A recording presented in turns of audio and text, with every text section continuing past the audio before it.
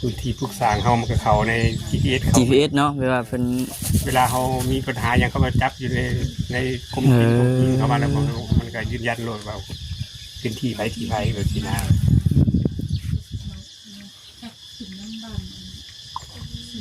นี่เนาะปี10 ปีเฮ็ดเท่านึงเนาะเพิ่นว่าเมื่อกี้นี้เนาะ10 ปีเพิ่นสำรวจเท่านึงไอ้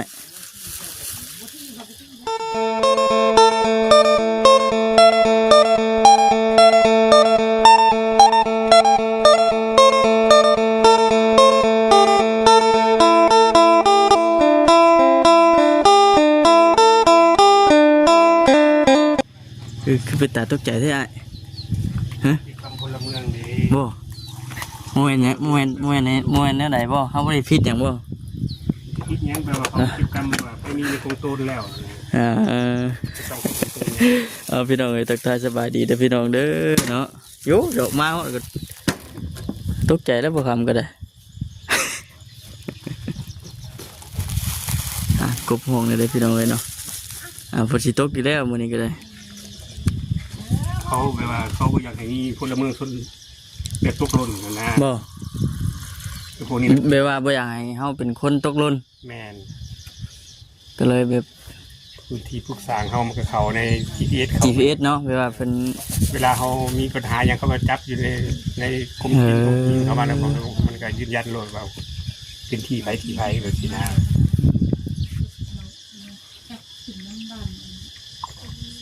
นี่เนาะปี10 ปีเฮ็ดเท่านึงเนาะเพิ่นว่าเมื่อกี้นี้เนาะ10 ปีเพิ่นสำรวจเท่านึงไอ้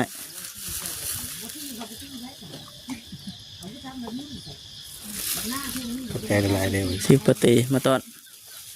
กินข้าวกับยังมื้อนี้กินอันนี้แหละกินอันนี้กำลังสิกินอันนี้บ่กินไปแล้วก่อนกินไปแล้ว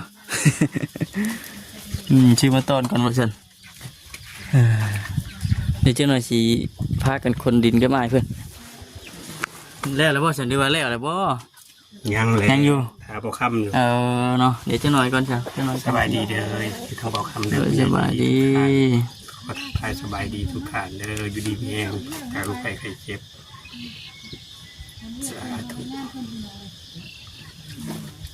นี่ก็สิเต็มเลยเนาะบัดเทนว่ามันเต็มแล้วยังสิคนนึงเลยคนเขาได้ควรนะคุณบ่ถ้าเป็นเฮ็ดตัวนี้แล้วโอ้แม่นมั่งบ่ตัวนี้โดยมั่งเอาตัวนี้ออกไปกองไว้นะก็เป็นทมคือเทปพระบอกให้หน้าเนี่ยเป็นทมเบิร์ดท่านนายพี่น้องเนาะทมจนเบิดดินในนี้เลยพอกับเบิดดินแต่ก็เป็นเศร้ากล้าว่าจากไหนพ่อบ่พอแล้วบ่พอแต่ก็ใกล้เคียงดิทั้งหมดทั้งมวลนั่นจะกองเอามา10 กองโอ้ได้หลายเติบอยู่ได้ฉันน้อยเนาะได้หลายเติบอยู่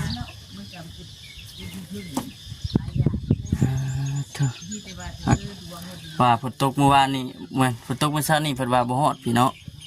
บ่ฮอดได้บ่ครับแม่ตกทุกๆแปลกๆ2-3 เมตรทางผ่านมาน้ำทางกันเติบนึงได้หน้าน้ำทางจุดอ่าง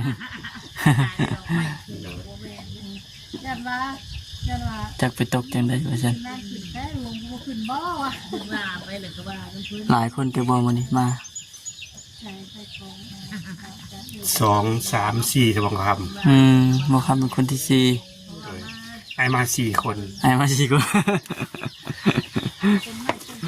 ไอ้มา4 คนเด้อว่าซั่นติ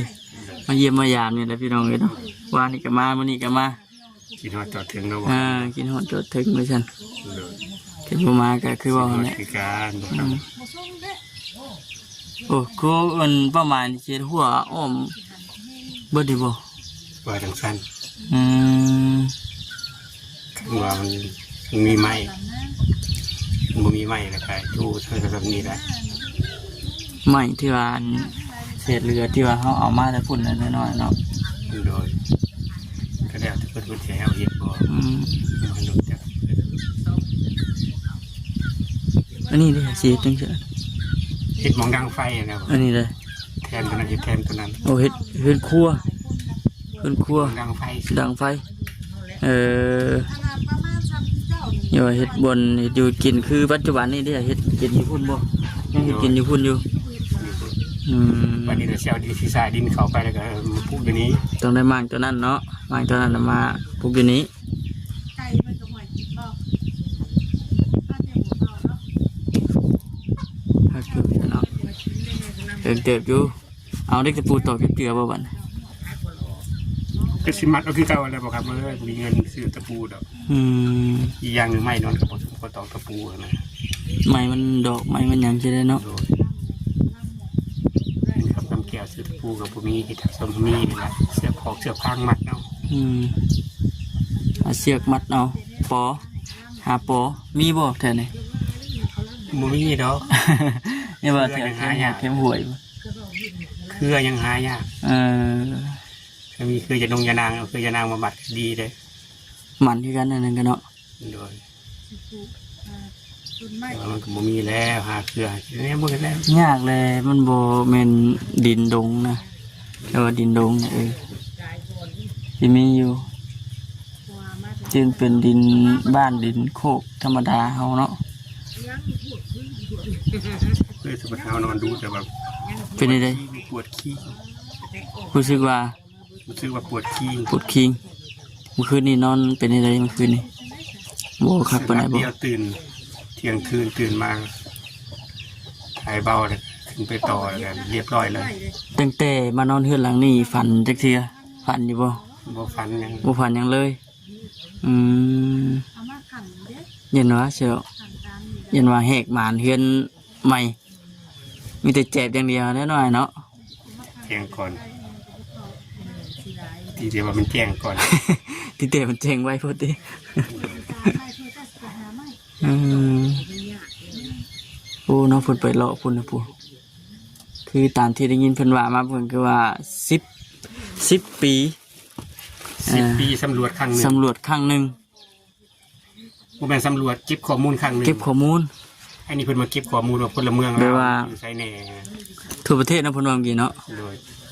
ทั่วประเทศเพิ่น ทั่วประเทศ คือว่าเต็ม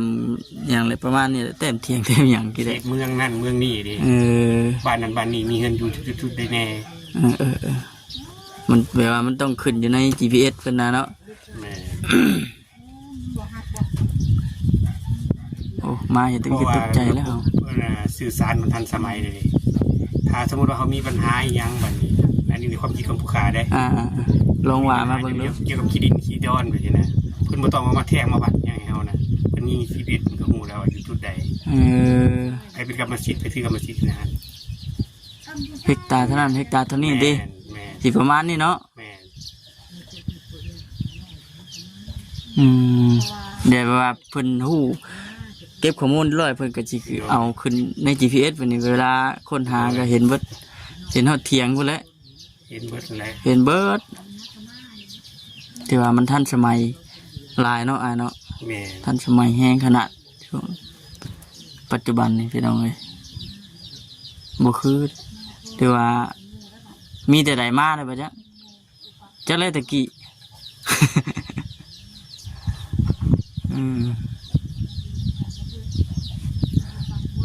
บ่าวนั่นยังบ่ทันออกมาบ่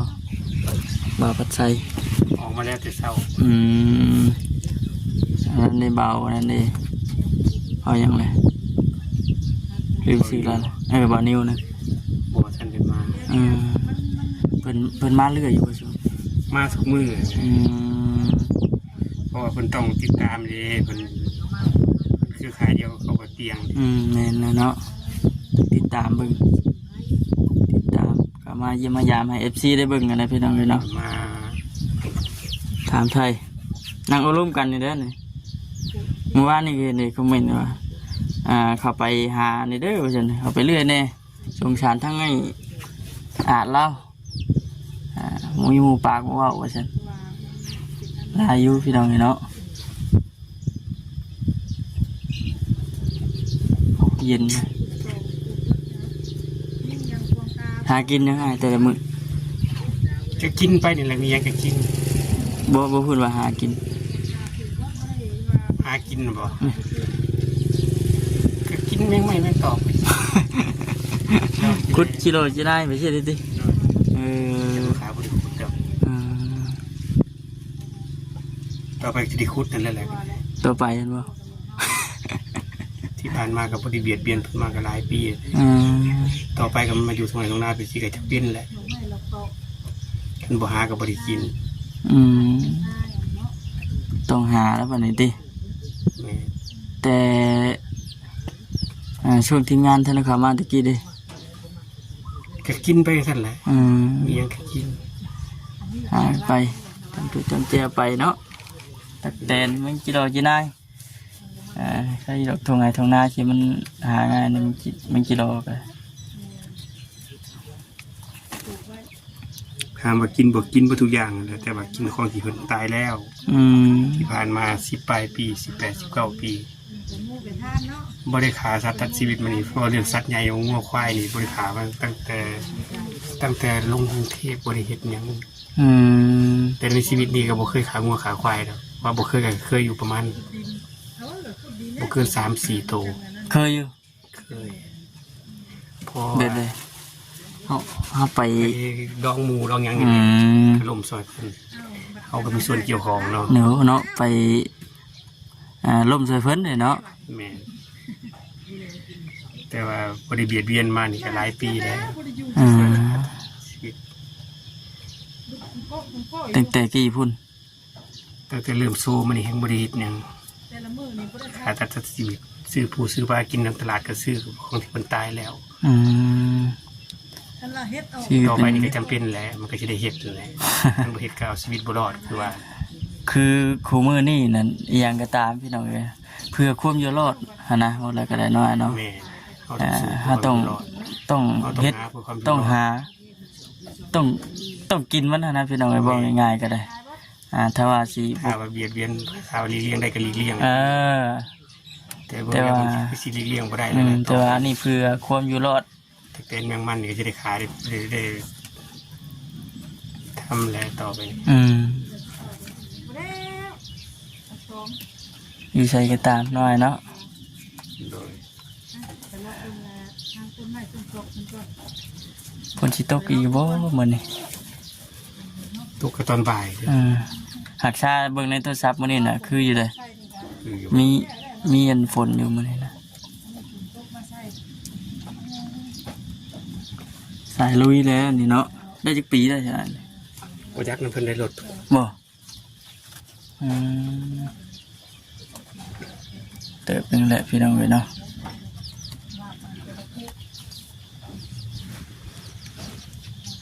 ถือว่าใครกลัวแต่เก่าหลายพี่น้องเว้ยเนาะเมื่อวานนี่ได้ทั้งเงินไอเตียงราคามามีข่าวดีอยู่บ่ บ่ได้เข้ามา เอ้าได้ยินทั้งอันนะบอกใจว่าจะมีงานว่าซั่นเดี๋ยวมุมใหม่ไว้จังเนาะอืมไปซั่นอ้ายเว้าหลายอย่าห่างพร้อมลุยเด้อบ่ฮะ ลุยบ่ ลุยแล้ว ลุยก็ลุยที่นี่คือแดดแท้ๆ ฮะ นี่คือแดด แดดบ่เย็นวะสิดอกลุยจากรอจากใดนี่ได้นี่มาถอกใส่ทางกันมีกรุ๊ปบ่ใส่กรุ๊ปมาแล้ว บ่มี หาบ่มีแกเฮ็ดจังไดฐานบทก่อนบ่ ทำบทก่อน เอาฐานบทกันนั่งเอาร่มกันอยู่นี้สิเฮาเนาะบ่แลไปดอกไอ้ถามมันบทมันหยังก่อนซั่นจังสิเฮ็ดเวียกกับหมายเพิ่น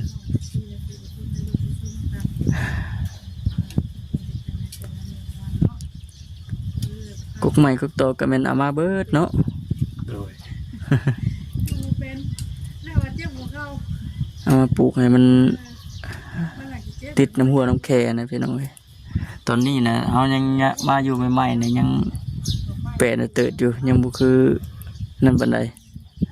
ผู้แลบัดเทิงเติบ พนักงาน2คนนะครับมาไว้แล้วบ่ หึ ยังไปเฮือนนั่นเนาะ ยังอยู่เพิ่นไปทางพุ่น มันสิได้เสียภาษีที่เขาสำรวจมันเข้าในของตูน อ้ายคิดว่าจังได๋ก็จะมาแบบนี้ จากแรกผู้ค้าก็บ่ค่อยถนัดเรื่อง อืม เรื่องนี้ปานใดแต่ตามความจริงนะมันน่าเป็นไปจังซั่น เนาะ เพราะว่า ดินมันกินปั๊บก็ได้สาทอดน้ำมัน ที่ดินว่าซั่นติจะได้บัดหน้าภายภาคหน้าได้ภายภาคหน้าสิได้เป็นได้เสียอยู่บ่จัก ตัวเป็นเดี๋ยวนะไปแล้วไปเลยมันจะกินนี่ไปแล้วนะ ลืมไปพังไปจังน้อยเนาะ โดย ผู้แรกวันนี้เคนว่านั่นก็ปีหน้าอัน10 ปีภายภาคหน้าผู้แรกวันนี้เพิ่นสิมาอีกโอ้ยเนาะแล้วไปตื่นเด็กพวดเว้น บ่แม่นมันคือสิมันบ่ค่อยสบายในกระโถ ปวดคิงกินยาแก้ปวดได้เด้อยาแก้ปวดลองเบิ่ง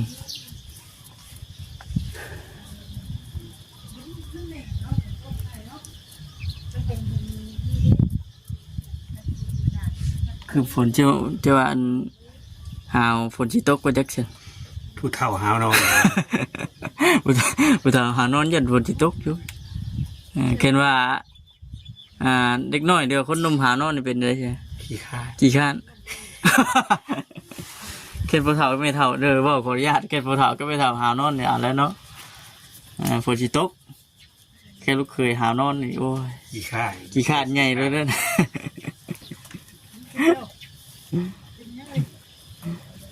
เอาคักขนาดได้พี่น้องเนาะผู้เฒ่าเพิ่นเว้าใส่เด็กน้อยเว้าใส่ลูกหลานว่าซั่นคืออยู่ คันว่าไปว่ามาให้เขาเทียงว่าสู้จะเทียงกูน่ะกูเกิดก่อนสู้แล้วว่าซั่นเว้าเนี่ยมันแม่นมันก็แม่นเนาะคันบ่เกิดก่อนสิได้สิเอิ้นลุงเนาะ อ๋อนั่นแม่นดิ แม่นคันนี้ก็เทียงว่ามันแม่นบ่แดดเปรี้ยงๆได้ว่าเฮานอนว่าฝนสิตก เอากี่ขั้นแล้วน่ะ สู้จะเทียงกูหน้าว่ากูเกิดก่อนสู้เฒ่าเพิ่นให้ จักได้สิฝากเอาชื่อมานี่ติ แดดเนี่ยหัวแดดฮ้อนแต่ว่าก็ยังว่าฝนสิตกลุงก็ได้แค่ว่าจังใดเบิดทางไปแล้วผู้เฒ่าก็ออกว่ากูเกิดก่อนสู้จะเทียงกูว่า นี่ จักได้สิเว้านี่ติ เด็กน้อยมันก็เสื้อแล้วเดี๋ยวมันค่า คืออันแบบเดียวก็มันกินเนื้อแซ่บอันนั้นเนาะพวกไตพวกกันไตไก่ว่าซั่น แต่ไก่มีสักนิดหน่อยนึงเนาะซ้ำนี่ เพราะว่าเด็กน้อยจะกินได้แบบคาลัม คลั่มว่าซั่นติ คาลัมจะมาพิตู้แบบไรแบบที่แท้ตัวจะกินผู้เดียวเนี่ยมันแซ่ เนี่ยมันแซ่บว่าซั่นเนาะเพิ่นก็ว่าไปเพิ่นก็ได้ ใจปึกใจหนาเพิ่นว่าสุดเพราะที่เขาเสียบคายของมือเด็กน้อยมันซื่อเนี่ยแต่ปึกใจหนาเก่งกว่าเจ้าอยู่ เก่งๆอีกดิ เด็กน้อยสุดมือนี่เก่งกว่าเท่าสมัยที่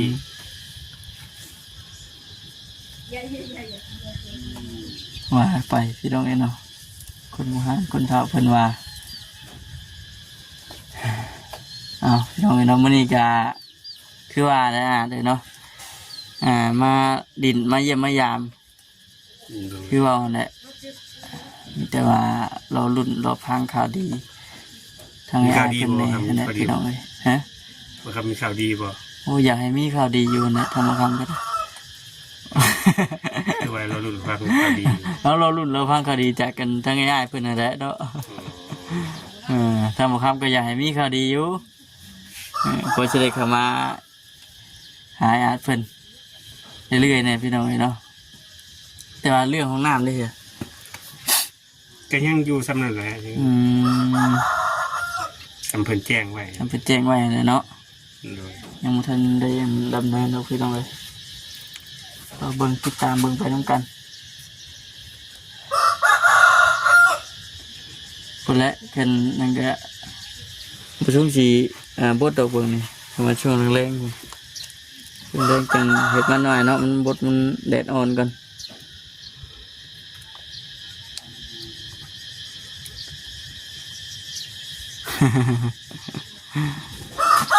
เอาโอเคไม่เจอสิเจ้าคลิปกันเด้อไปเด้อ จบคลิปกันเลย จบคลิปแล้วบัดนี้ 10:30เลยเนาะ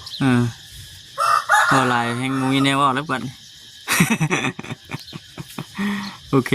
สบายดีไปพี่น้องเนาะจังไรก็คือสิจบคลิปกันเด้อพี่น้องเนาะได้ก็ขอบคุณทางไวพี่น้องจีกันเบิดสุขุทุกคนพี่น้องที่เข้ามากดติดตามเนาะ รับชมคลิปของบ่าวคำโอเคพี่น้องเอ้ยสบายดี